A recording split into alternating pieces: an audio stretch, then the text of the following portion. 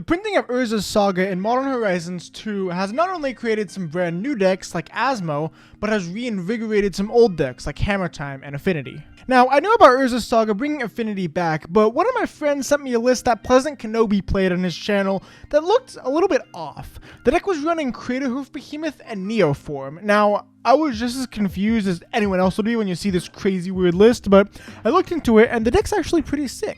So without further ado, hit a like on this video for the YouTube algorithm and let's jump right into this deck tech of CRATERHOOF Neoform Affinity. If you've never heard of the Affinity for Artifacts mechanic before, welcome to Magic. I hope you enjoy your first FNM this Friday. To put it simply, Affinity is a mechanic that makes cards, most likely artifacts, cheaper for every artifact that you already have on the battlefield. This mechanic broke Standard when it was legal there, making them ban Affinity pretty much out of existence. The true enabler for this mechanic was the 5 original artifact lands, which not only made your Affinity cards cheaper, could also tap for mana to cast said spells. As a result of this broken mechanic, the 5 original color-producing artifact lands were banned out of Modern before the format was officially released to the public. You can learn more about that in this video, and the true Affinity mechanic hasn't been a thing ever since. Now, sure, there have been decks called Affinity in the past, but these decks are primarily just artifact-based aggressive decks that go wide via cheap artifact creatures like Ornithopter or Memnite, and then kill your opponent with a big creature via Cranial Plating or an all-in creature with Arcbound Ravager. However, due to the printing of the 10 new bridges in Modern Horizons 2, artifact lands are back in Modern, and we can actually make a true Affinity list once again. The deck I'm looking at today was made by Pintu MTG with, let's say, a variation to it. So, without further ado, let's get right on to this deck tech. At its core, the Affinity deck is a artifact-based aggressive deck that aims to bring your opponent's life total from 20 to 0 with a bunch of artifact synergies and one little twist at the end. We have the standard 2 0-drop artifact creatures in Ornithopter and Memnite, simultaneously applying pressure, kind of, and boosting our artifact count.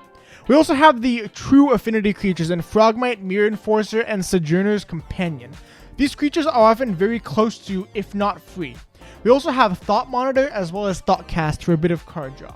Springleaf Drum is great in this deck, acting kinda like a 1-mana Mox if we have one of our 0-drop creatures. Cranial Plating is one of, if not the best card in the deck. If we equip it to an invasive creature like Thought Monitor or Ornithopter, that creature can often hit hard, like double digits hard. Because this deck is based around artifacts, of course, we're running the new card, Urza's Saga. The Saga lets us make ginormous creatures, as well as 2 to 1 of our cheap artifacts.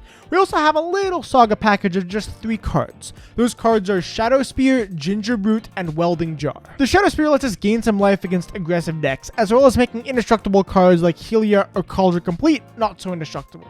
Welding Jar is there to help us protect a suited up creature from removal, and Ginger Brute is there so we can suit it up and give it evasion if we need to swing through for the win. Now, there are 2 cards in this deck I haven't mentioned, and if you took a look at the title, you'll probably know what they are.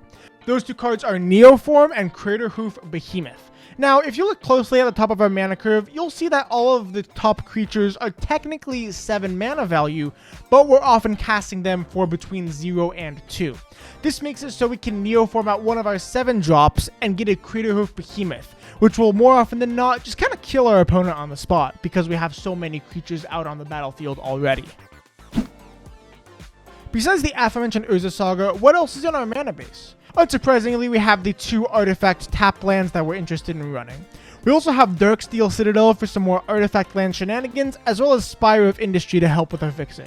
Not gonna lie, I actually don't know why Spire of Industry is here instead of Glimmer Void, but I'm guessing Pintu is smarter than me and has a good reason for it. If anyone wants to let me know, leave a comment down below. For a basic, it's just 1 basic island.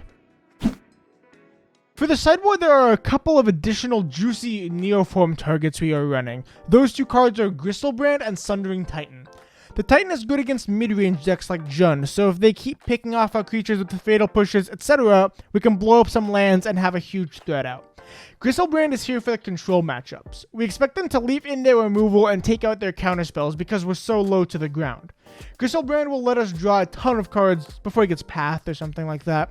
We have Aethersworn Canonist for Storm and Cascade decks, Dispatch for creature decks, Etch Champion for mid-range decks, Metallic Rebuke against combo, and a few more Urza's Saga targets, namely Pithing Needle, Relic of Progenitus, Soul Guide Lantern, and Tormod's Crypt. Well, that's it for Affinity with a little twist. What do you think about this deck? Do you think this version is better, or would you rather just have some Signal Pest or something like that? Leave your thoughts down in the comments below. Deck list, Twitch, Twitter, and TCG Player Affiliate all in the description, and as always, have a great day.